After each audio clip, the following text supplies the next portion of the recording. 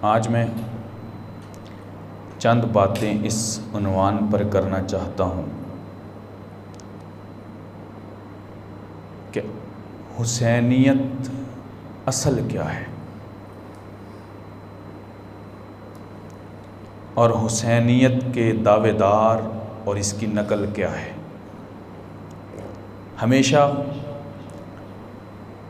असल और नकल में फ़र्क होता है और अल्हम्दुलिल्लाह हमने इस मिंबर महराब से हक सच की आवाज़ को बुलंद किया है और जब तक अल्लाह का फ़ज़ल शामिल हाल है करते रहेंगे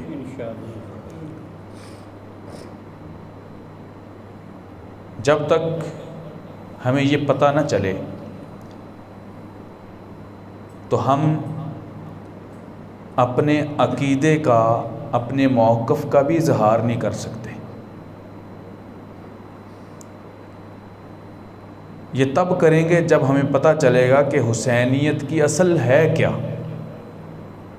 तो फिर हम उसमें परखेंगे अपने आप को कि हम हुसैनी हैं या कोई और है। जबकि दावा सुने तो हर तरफ से दावा है, कोई भी अपने आप को नहीं कहता कि मैं यजीदी हूँ, हर कोई कहता है कि मैं हुसैनी हूँ, हर कोई कहता है कि मेरा ताल्लुक़ हुसैन से है, हर कोई कहता है कि मेरे दीन ईमान की सनद हुसैन से जा मिलती है, कोई कहता है मेरा नसब हसब हुसैन से जा मिलता है। हम कहते हैं बातें दावों की या नारों की नहीं होती, बातें तो अकायद व नज़रियात की होती हैं कि वो किससे मिलते हैं। अगर देखना हो कि मेरे नज़रियात किससे मिलते हैं तो मुझे सबसे पहले ये देखना पड़ेगा कि मेरी ज़िंदगी किसके मुताबिक गुज़र रही है, मैं किन किन चीज़ों को दुनिया में फॉलो कर रहा हूँ। फिर उसमें देखें कि जिन चीज़ों को मैं फॉलो कर रहा हूँ, जिन चीज़ों पर मैं अमल कर रहा हूँ, जिन चीज़ों के मुताबिक मैं अपनी ज़िंदगी बसर कर रहा हूँ, क्या इन चीज़ों का ताल्लुक़ सैयदना हुसैन इब्न अली रज़ी अल्लाह ताला अन्हु से है। अगर तो उसे नज़र आए कि है तो फिर तो वो मुबारकबाद का मुस्तहिक है। बदकिस्मती इस वक्त हमारे मुआशरे की, या यूँ समझ लें कि हमारी ये है कि हम अपनी आने वाली नस्लों को वाक़े करबला तो पूरा सुना देते हैं,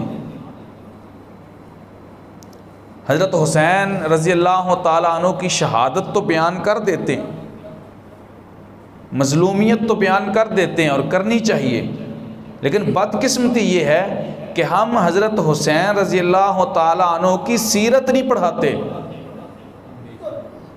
हम उस सीरत से गाफिल रहते हैं। हालांकि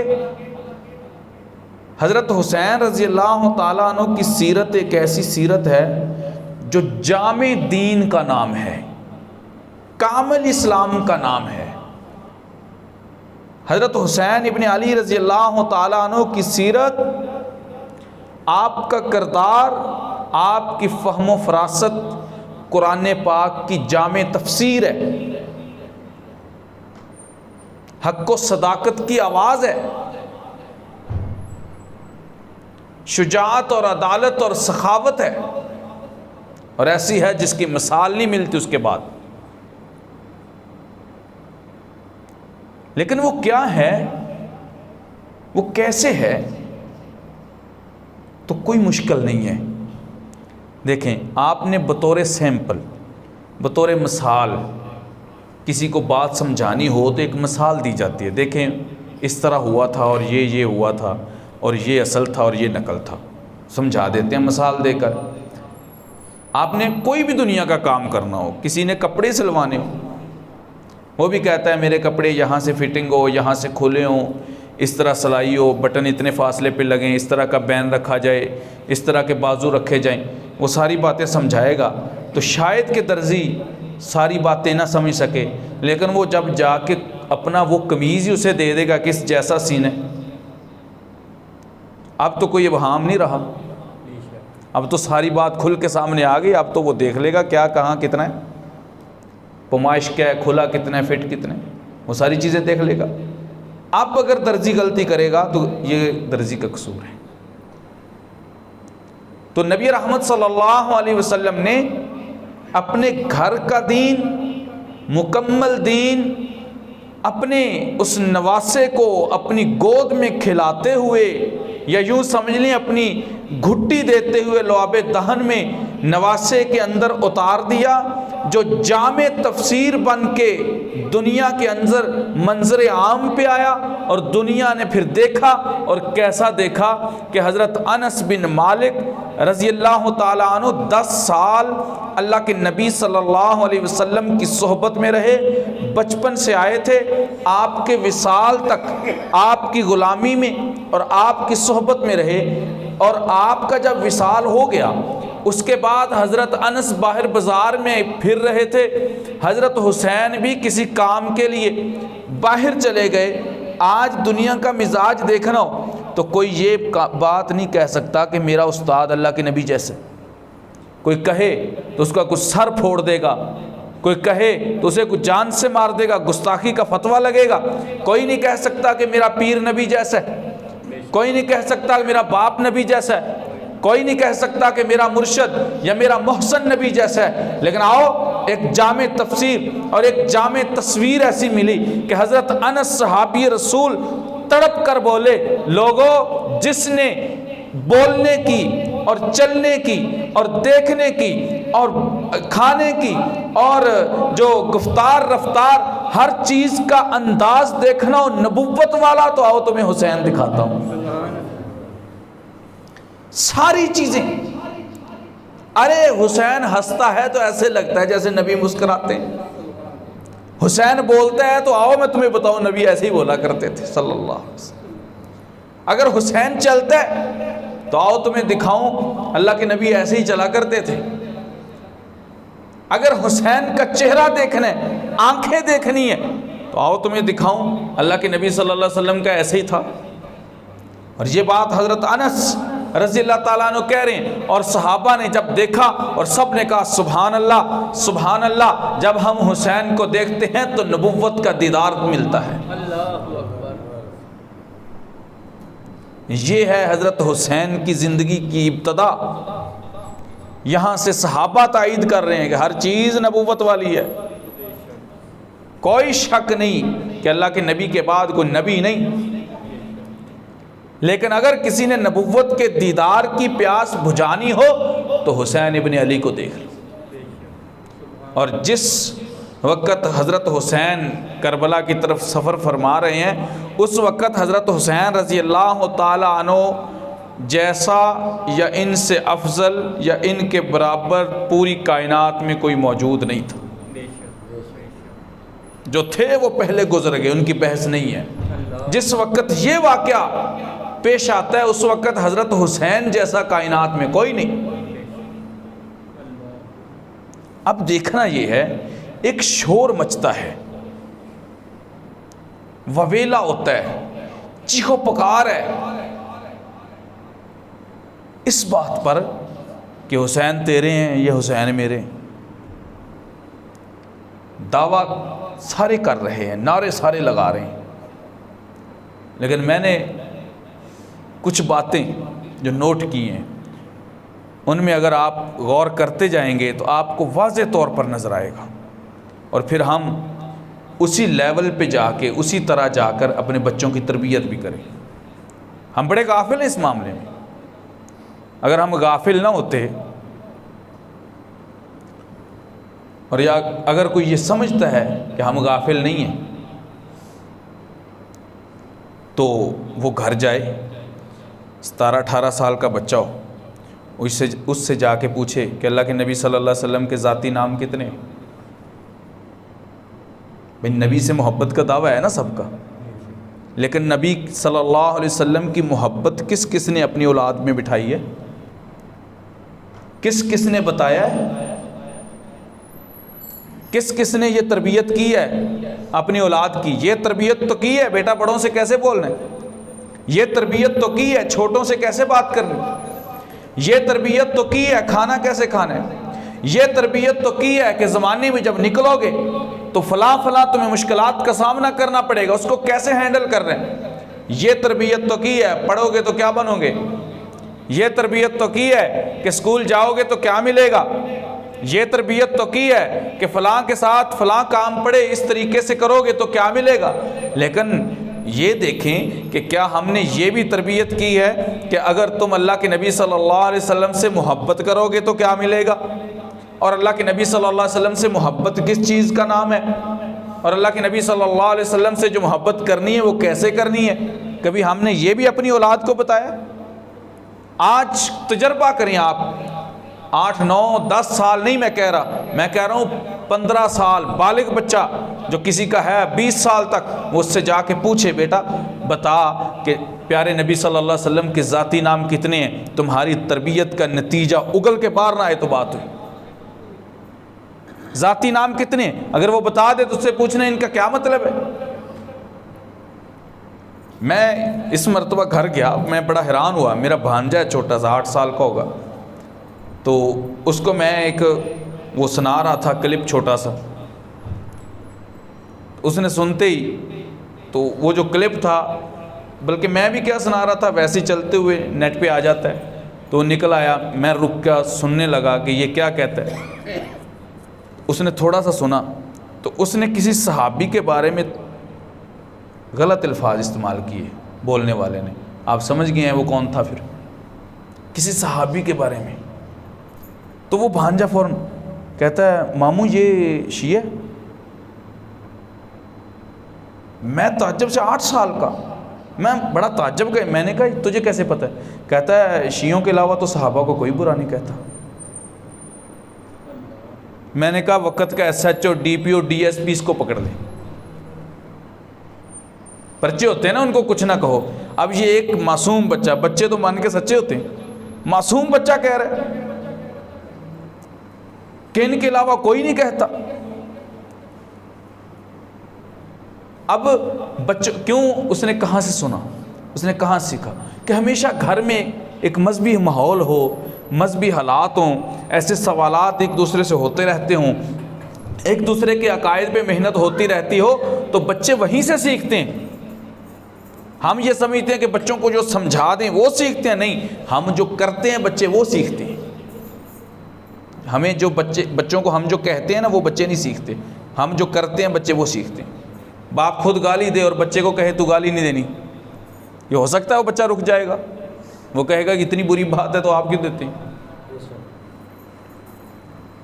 तो लिहाजा तरबियत देखें, हम बताएं कि अल्लाह के नबी सल्लल्लाहु अलैहि वसल्लम की पसंद क्या है और नापसंद क्या है, कभी बताया ही नहीं हमने, कभी हमने इस बात का जिक्र ही नहीं किया। कभी बताएं कि मेरे नबी सल्लल्लाहु अलैहि वसल्लम की सुन्नतें क्या हैं, कभी हमने जिक्र ही नहीं किया इस चीज़ का। हम बच्चों को दुनिया की सारी बातें सिखा रहे हैं, और मैं हैरान होता हूँ, छोटे छोटे बच्चों को कार्टूनों के नाम सारे याद हैं, कौन सा कार्टून, उसका किरदार क्या है, क्या करता है, नाम क्या है, अब ये क्या करेगा, सारा याद है। ड्रामे की किस्तें याद हैं, ड्रामों में आने वाले लोगों के नाम याद हैं, ये बच्चों को फिल्मों के नाम याद हैं, ये जो फिल्मों के हीरो हैं इन सब के नाम याद हैं। और भाई नहीं याद तो खुलफाए राशिदीन के नाम याद नहीं है। आज 18-18 साल के बच्चे से पूछें खुलफाए राशिदीन कितने हैं, वो अगर बता भी देगा तो उसे तरतीब का पता नहीं होगा कैसे हैं। तो ये मुसलमानों के घर हैं, हम मुसलमान हैं, हमारे घरों में कम से कम इतना तो पता हो ना प्यारे नबी सल्लल्लाहु अलैहि वसल्लम का ज़ाती नाम क्या है, इतना तो पता हो ना उस नाम का मतलब क्या है, इतना तो पता हो ना मेरे नबी की पसंद क्या है, मेरे नबी की नापसंद क्या है, मेरे नबी के असहाब किसे कहते हैं, मेरे नबी के अहले बैत किसे कहते हैं, मेरे नबी के खुलफा किसे कहते हैं, इतना तो पता हो।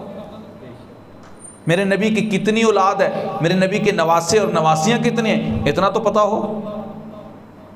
मैं तजर्बा कर चुका हूँ इतने लोगों से, जो बच्चे न्यू जनरेशन चल रही है, जो 15 साल से आगे निकलते हैं, उनसे पूछा है मैंने, बारहा पूछा है कि अल्लाह के नबी की कितनी बेटियाँ, एक अच्छा भला कॉलेज का पढ़ने वाला, मैंने उससे पूछा अल्लाह के नबी की कितनी बेटियां? कहता है मेरा ख्याल 3 है। मैंने कहा कौन कौन सी? कहता है एक अम्मा आयशा।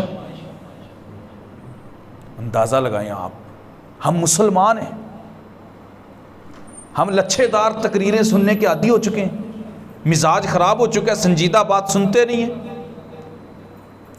और जिसको ये नहीं पता और वो कलमा भी पढ़ता है, मुसलमानों के घरों में पैदा भी हुआ है, उसे कॉलेज यूनिवर्सिटी के सारे असूल और ज़ाब्ते आते हैं, उसको दुनिया में दोस्तों में बैठना और उठना आता है, फिल्मों के नाम आते हैं, ड्रामों के नाम आते हैं, एक्टर्स के नाम आते हैं, और उसे ये नहीं पता कि अम्मा आयशा अल्लाह के नबी की बीवी है या बेटी। भाई जिससे ताल्लुक सबसे ज़्यादा हो, जिससे मोहब्बत सबसे ज़्यादा हो, उसका नहीं पता होता कि ये क्या है। बाप से ताल्लुक है तो दादे का पता है कि नहीं? परदादे का भी पता होगा। माँ से ताल्लुक है, नाने का पता है। ये क्यों पता है? कोई पूछे तेरा नाना कौन है, वो नाम बताएगा। क्यों पता है? कहता है मेरी माँ का अब्बू है। मुझे क्यों नहीं पता होना चाहिए? मुझे इसलिए पता है कि मेरा रिश्ता है इससे, मेरा ताल्लुक है। तो मैं बताता हूँ, अल्लाह के नबी सल्लल्लाहु अलैहि वसल्लम की जो अज़वाज का नहीं पता, आपके खुलफा का नहीं पता, आपकी औलाद का नहीं पता, आपके जो नवासे और नवासियों का नहीं पता, आपके ज़ाती नामों का नहीं पता, नामों के मतलब का नहीं पता। इसका क्या मतलब है कि जिससे ताल्लुक नहीं उससे नहीं पता? तो फिर क्या किस ताल्लुक का दावा है? आज हमने गलत किया है कि हमने अपने बच्चों को सारी तालीम, सारी तरबियत दी है, लेकिन बदकिस्मती से ये सारी बातें छोड़ दी जो करने वाली थी। अगर हम बच्चों को देखें, बच्चा जब थोड़ा सा बड़ा होता है तो उसको 2-3 फितनों का सामना तो हर हाल में करना पड़ता है। वो जवानी में आएगा, कॉलेज में जाएगा, उसके साथ कुछ शिये पढ़ेंगे, कादियानी भी पढ़ते होंगे, मुसलमान भी पढ़ते होंगे। अब कुछ लोग मुझे कह देते हैं, ये हम तो आपकी तकरीर सुनते हैं, आपकी चढ़ाई होती है शियों के ऊपर। भाई मेरी चढ़ाई शियों के ऊपर नहीं है, मेरी चढ़ाई मेरे अपने अकीदे पे है। अपना रोना रोता हूँ मैं, ईमान बचा के जाना है भाई। दोस्त दुश्मन की पहचान पैदा नहीं करोगे, ज़िंदगी कैसे बसर करोगे? आज बाप कह दे बेटा वो तेरा दोस्त है, वो दुश्मन है, धोखेबाज, उसके करीब ना जाओ, तो बाप को रहनुमा समझते हो, बाप को हमदर्द समझते हो। लेकिन तुम्हें अगर यह बताया जाए कि मजहबी मामलात में मेरा दुश्मन कौन है, तो उसे इंतशार पसंद समझते हो। कौन बताएगा ये? अब जब इसी बेटे को तुमने नहीं बताया, हमने नहीं बताया, उसने नहीं सुना, नहीं देखा, कॉलेज में जाएगा, 2-4 साथी और तरह तरह के उसके सामने बैठेंगे। जब वो 2-4 साथी और बैठेंगे, एक कहेगा कि हुसैन हमारे हैं, दूसरा कहेगा कि हुसैन हमारे हैं। अब इसके पास क्या दलील होगी कि हमारे हैं? कैसे बताएगा कि हमारे हैं? क्या दलील देगा, क्या सबूत होगा इसके पास? ये वहाँ हाथ खड़े करेगा और वो जब अपनी मोहब्बत के दावों में बहुत आगे निकल जाएंगे, मन घड़त रवायतें बयान करेंगे, मन घड़त वाक़यात सुनाएंगे, ये भी मायूस हो जाएगा, फिर मुतासर हो जाएगा, और एक वक्त ऐसा आएगा खुदा ना खास्ता कि उनकी सफ़ में खड़ा हो जाएगा। और हम इस बात पे मेहनत करते हैं। मैं सारा जोर इसलिए इस बात पे लगाया करता हूँ कि हमारी आने वाली नस्लें और हमारा ईमान महफूज हो जाए। नहीं हमें गरज इससे कौन जहन्नम में जाता है, क्या होता है, क्या नहीं होता, हमें इससे गरज है कि मुसलमान तो मुसलमान रह जाएं। तो इसलिए मैंने थोड़ा सा तहकीकी जायज़ा लिया है। वो तहकीकी जायज़ा क्या है कि अगर हम हुसैनियत पढ़ाएं अपने बच्चों को, अगर हम अपने बड़ों को, अपने सामाईन को, अपनी मजलिस, अपनी महफिल के अंदर हम बयान करें कि हुसैनियत क्या है, दूसरे पे तनकीद ना भी करें तो वो खुद ही ज़द में आ जाएगा और नफ़ी भी हो जाएगी। फ़र्ज़ करें मैं शुरू कर लेता हूँ इसी बात पे कि हज़रत हुसैन रज़ी अल्लाह ताला अन्हु नमाजी थे। क्यों जी? नमाजी थे, 5 वक्त के नमाजी थे। भाई आप नहीं भी पढ़ते, उनकी तो तायीद कर देना, वो तो थे। अल्लाह हमें भी तौफीक अता फरमाए, आमीन। मैंने पिछले मुहर्रम में भी शायद ये बयान किया था, ये मेरा पुराना तहकीकी जायज़ा है। हज़रत हुसैन रज़ी अल्लाह ताला अन्हु को सुन्नियों की किताबों में देख लें, शियों की किताबों में देख लें, ये जो तालिब इल्म स्टूडेंट है, ये मेरी बात गौर से सुने, इनका सामना होगा। इस पॉइंट को नोट करें, लिख लें जाके। किसी भी किताब को खोलें, किसी भी मज़हब की किताब को खोलें और वहाँ से पढ़ें, और इसका मैं ज़िम्मेदार हूँ, दोनों किताब दोनों तरफ से पढ़ें कि हज़रत हुसैन जब शहीद हुए हैं तो कौन सी नमाज थी। जब हज़रत हुसैन रज़ी अल्लाह ताला अन्हु शहीद हुए हैं तो कौन सी नमाज थी। अब बुज़ुर्गों को भी पता है और रटी रटाई बात है, सब ने लिखा है असर की नमाज। कौन सी नमाज थी भाई? अच्छा, आप पूछें भी, आपका जो है इमाम बारगाह है ना हर शहर में, इसका नाम इमाम बारगाह क्यों रखा है? वो कहते हैं इसलिए कि इसका ताल्लुक़ इमाम हुसैन से है, इसलिए इसका नाम हमने क्या रखा, इमाम बारगाह। हम कहते हैं भी सारा आंखों पर बड़ा अच्छा नाम रखा है, आपकी निस्बत है तो निस्बत से आपने नाम रख लिया, लेकिन हकीकत तो अब खुलेगी ना निस्बत किसकी है।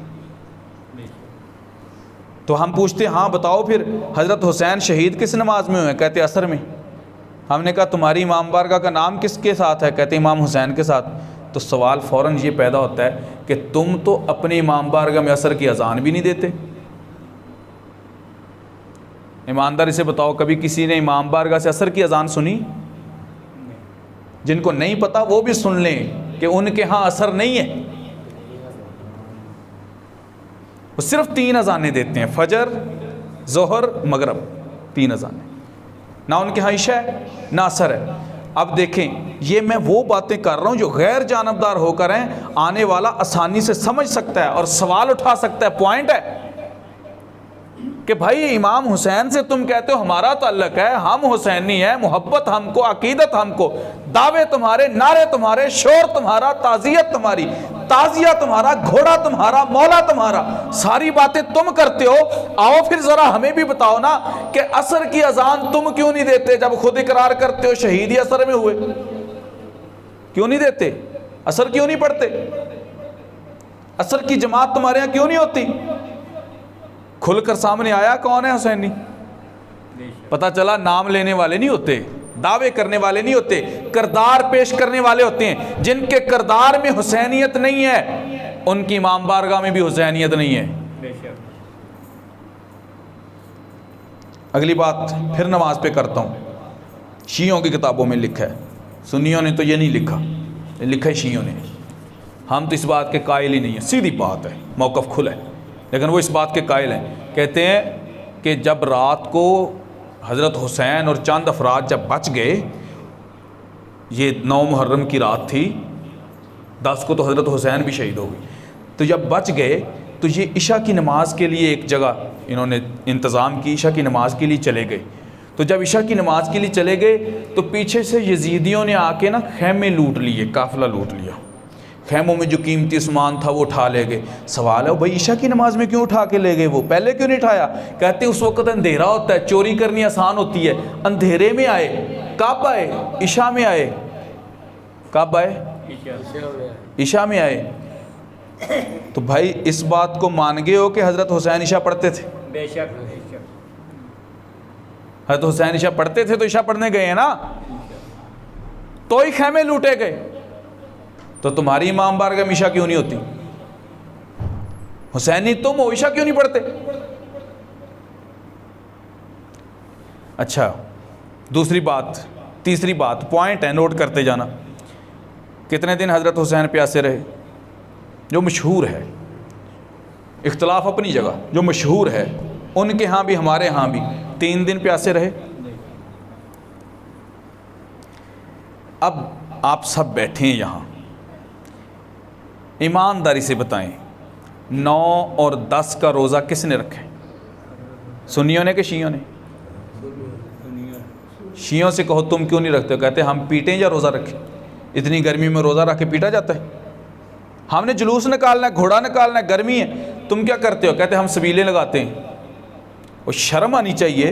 वह उधर तो तुम कहते हो हम इमाम अली मुकाम सैयदना हुसैन के नक्शे कदम पे चलते हैं, और नक्शे कदम पे ऐसे चलते हो कि इमाम अली मुकाम सैयदना हुसैन इब्ने अली प्यासे हैं और तुम सबीलें लगा रहे हो। तुम दूध पी रहे हो, तुम शरबत पी रहे हो, घोड़े को पिला रहे हो। उधर तो ये दावा करते हो कि हज़रत हुसैन उनको पानी ना मिला, हज़रत अली असगर को हाथों पे उठाया बाहर लेके आ गए और उन्होंने उनको भी पानी ना दिया और तीर मारा और उनको शहीद कर दिया। ठीक है, सारी बातें मान लें, तो सवाल पैदा होता है जब उन्होंने ये रास्ता इख्तियार किया कि उनको 3 दिन तक पानी न मिला, तो मानने वालों को क्या करना चाहिए था? अगर अकीदत इसी चीज़ का नाम है तो ये तो 3 दिन पानी ना पीते। अकीदत तो ये है, मोहब्बत तो ये है। उधर से तो हमें ये कहते हो कि जी हम इसलिए मातम करते हैं कि हज़रत हुसैन ज़ख्मी हुए, तो हम भी ज़ख्मी होते हैं उस दिन। हज़रत हुसैन 9 को ज़ख्मी हुए, 10 को सुबह भी ज़ख्मी हुए, 10 के असर को क्या हुए? तो फिर तुम क्यों नहीं होते? सुन्नत क्या है फिर? अकीदत पूरी है ना। अब एक तरफ दावा है कि वो प्यासे थे और ख़ुद सबीलें लगा के पानी पीते हैं, एक तरफ दावा है कि वो ज़ख्मी थे, हम भी ज़ख्मी होते हैं। हम कहते हैं हज़रत अवैस करनी की रवायत को अगर सही सनद से मान भी लिया जाए, हालांकि उसकी सनद मन घड़त है, मौजू रवायत है, उसका किसी सनद से कोई ताल्लुक नहीं है, खुद बनाई हुई घड़ी हुई रवायत है, लेकिन इसके बावजूद अगर तुमने इसको मज़हब बना लिया है, अकीदा बना लिया है, मान लेते हैं। अल्लाह के नबी के उहद में दांत मुबारक शहीद हुए, हज़रत अवैस करनी को नहीं पता था कौन सा दांत है, उन्होंने उधर बैठे करन के अंदर अपने दांत एक एक करके निकालना शुरू कर दिए। ये रवायत बनाई हुई है, निकालना शुरू कर दिए, यहाँ तक उनका शायद ये टूटा हो, शायद ये शहीद हुआ हो, शायद ये शहीद हुआ हो, और उन्होंने सारे दांत निकाल दिए। हम भी इसी सुन्नत को जिंदा करते हैं कि हम कहते हैं हज़रत हुसैन रज़ी अल्लाह ताला अन्हु 9 को ज़ख्मी हुए, 10 को उन पे खंजर चले, छुरियाँ चली, तलवारें चली, और हम भी उस सुन्नत को जिंदा करते हुए खून बहाते हैं। हम पूछते हैं कि उनकी पीठ पे छुरियाँ चली थी या गर्दन कटी थी? क्यों जी, हज़रत हुसैन की गर्दन कटी या नहीं? तो फिर मानने वालों को क्या कटवाना चाहिए? अब दूसरी तरफ आए, रोज़ा किसने रखा? जो हमें अशूरा के 2 रोज़े रखे गए ना, तो फिर प्यासा हज़रत हुसैन था रज़ी अल्लाह ताला अन्हु। अगर ये बात भी हकीकत है तो दूसरी तरफ आ जाएं, उस दिन रोज़ा रखने वाले प्यासे रहे ना, कुछ तो हिस्सा डाला ना, कुछ तो मोहब्बत का इजहार हुआ ना। अभी भी समझ नहीं आ रही? हम जब बाहर की ज़िंदगी और सिर्फ फ़ज़ाइल की दुनिया में जाएंगे तो इससे हमारी आने वाली नस्लों को नहीं पता चलेगा, नहीं पता चलेगा। पॉइंट देखें, अंदर जाएं, सीरत पढ़ें कि सैयदना हुसैन इब्न अली की सीरत क्या है। और मैं एक बात बता दूं, यहाँ पर गौर से सुन लेना, खुदा की कसम उठा के कहता हूँ, मस्जिद में जुमे का दिन मिंबर रसूल पे बैठ के कह रहा हूँ कि हज़रत हुसैन रज़ी अल्लाह ताला अन्हु की अज़ान वही है जो हमारी मसाजिद से गूंज रही है, जो हमारी मसाजिद से गूंज रही है। जिनके पास हुसैनियत के दावे और नारे हैं, करदार नहीं है, उनकी अज़ान भी हुसैनी नहीं है। उन्होंने अज़ान के अंदर भी बहुत कुछ मिला लिया। और अगली बात करूं, तौहीद उसके पास है जिसके पास हुसैन है। बड़ी मैंने खुली और मोटी बात एक कर दी है, और इस पर मैं हर बात पे आपको दलील देता आ रहा हूँ। ये बात भी सुनेंगे तो इस पर मैं दलील दूंगा। तौहीद उसके पास है जिसके पास हुसैन है। आप कहेंगे ये कैसे? अब मैं ये भी शियों की किताबों से पढ़ देता हूँ, सुन्नियों की किताबों में भी लिखा हुआ है कि हज़रत हुसैन रज़ी अल्लाह ताला ने हज़रत अली असगर को यूँ उठाया और लेकर बाहर आए खेमे से। अब लिखने वालों की मैं तायीद नहीं करता, नहीं, मैं तायीद नहीं करता। मैं तो ये समझता हूँ जो ये बात लिखे या तो वो जाहिल है, पढ़ा लिखा नहीं है, उसके पास इल्म नहीं है, या तो वो जाहिल है।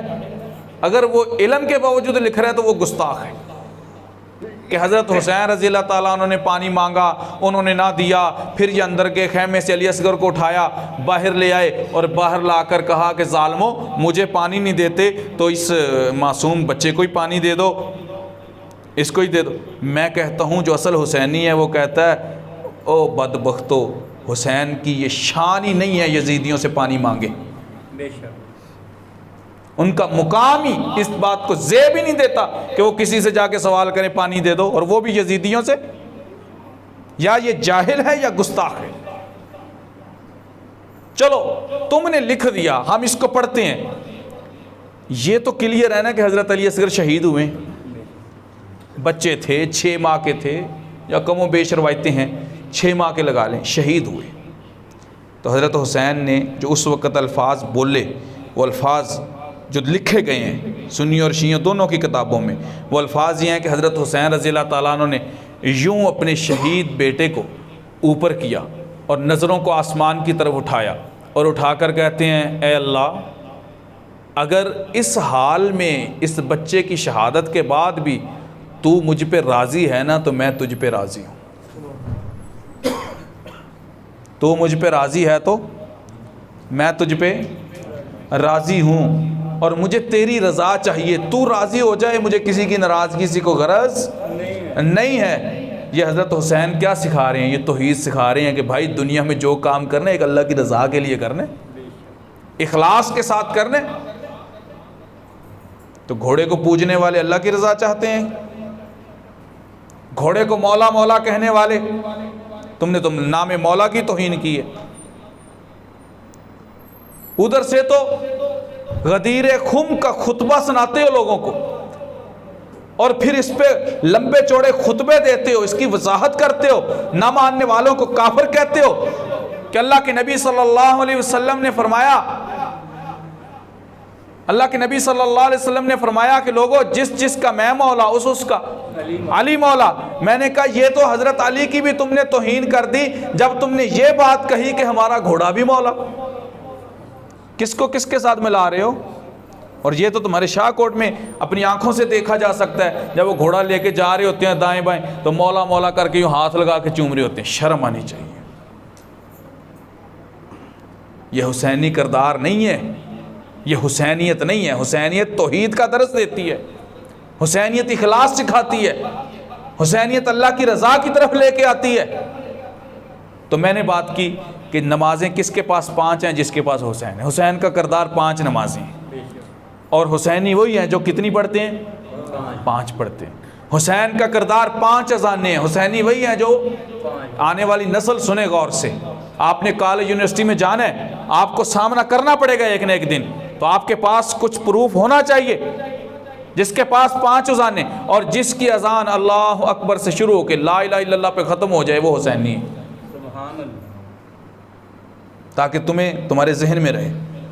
अब एक और बात जो मैं अब काफ़ी लोग आ गए, हमने हमेशा लोगों को कहा कि हज़रत हुसैन ने यजीद की बैत का इनकार कर दिया, बल्कि शेर भी है, डट जाओ हुसैन के इनकार की तरह।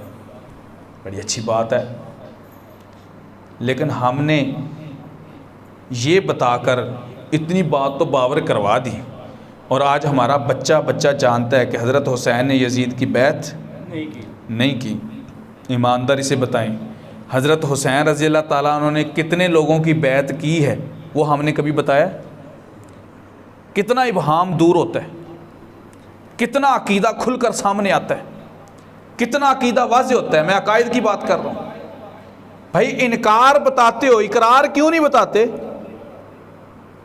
ताकि हुसैनियत समझ आए ना। हुसैनियत सुने क्या है? हुसैनियत ये है कि यजीद के हाथ पे बैत नहीं करनी। हुसैनियत ये है कि अबू बकर के हाथ पे बैत करनी है।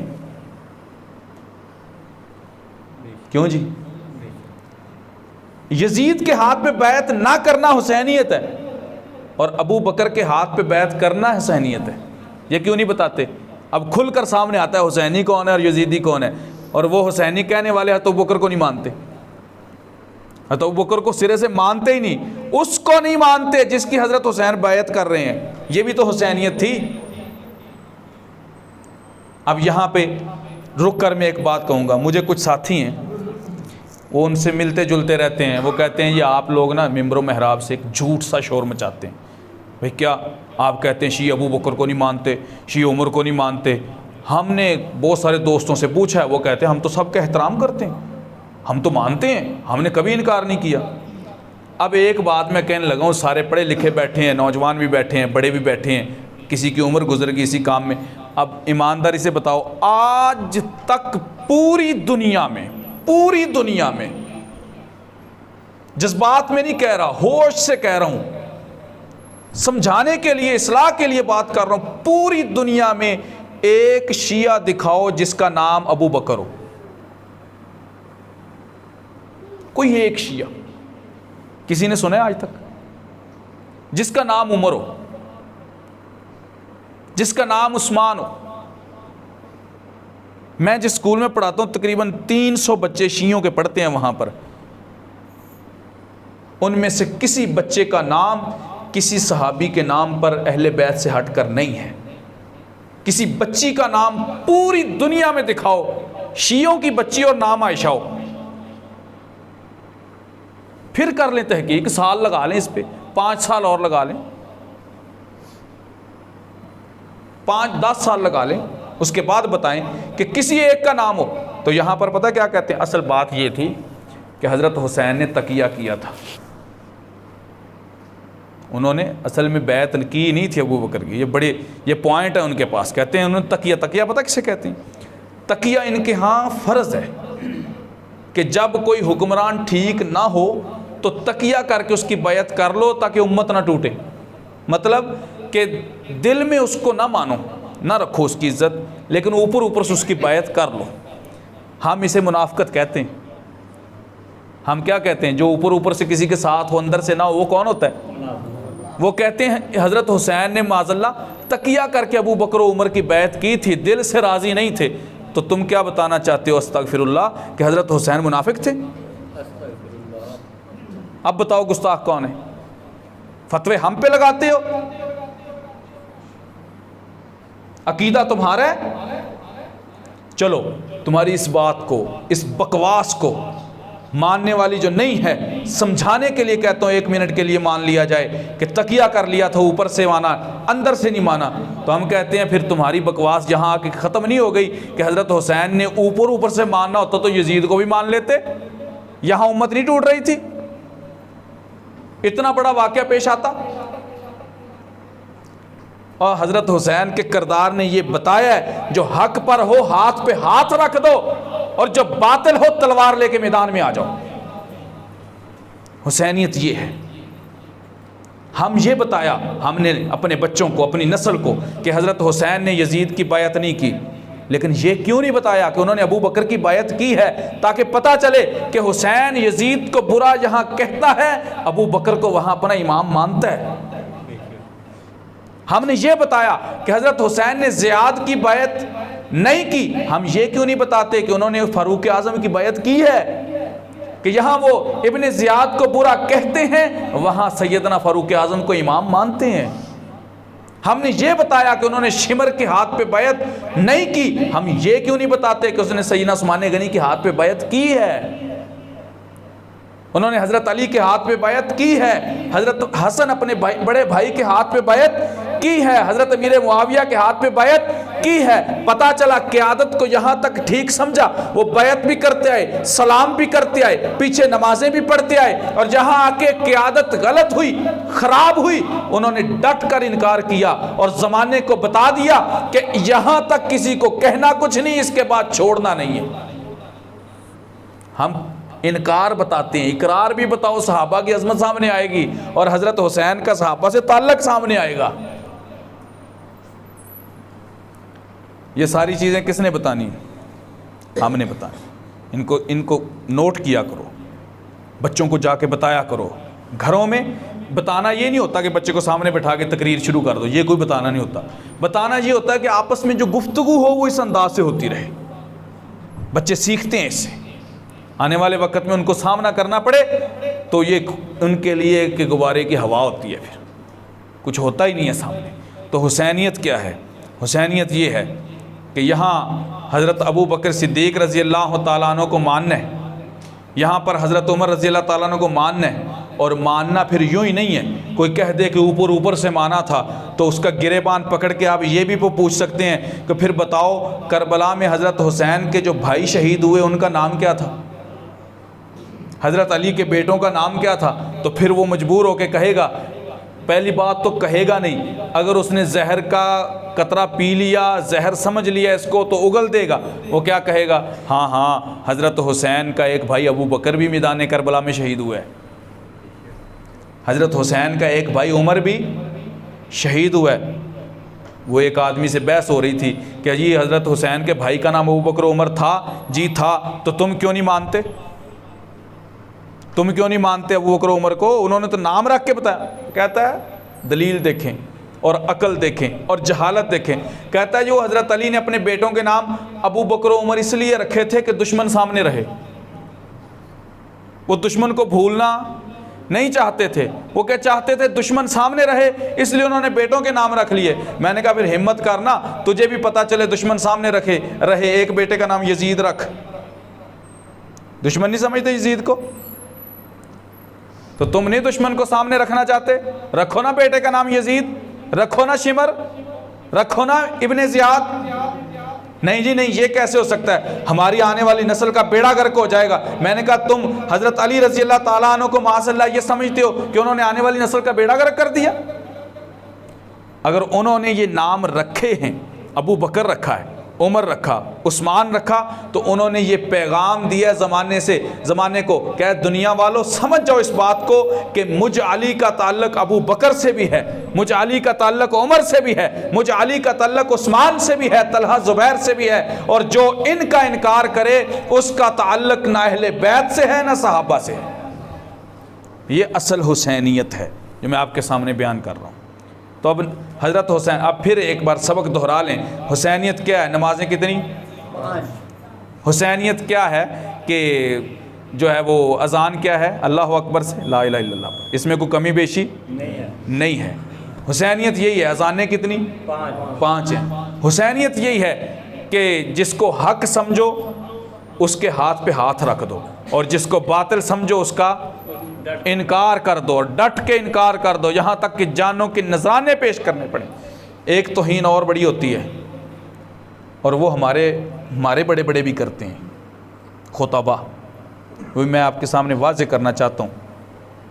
कहते हैं जब काफ़िला ना थोड़ा सा रह गया, बाकी सारे शहीद हो गए, ये अकीदा है, इसको सामने रखें, भूलना नहीं है हमने अपना नज़रिया।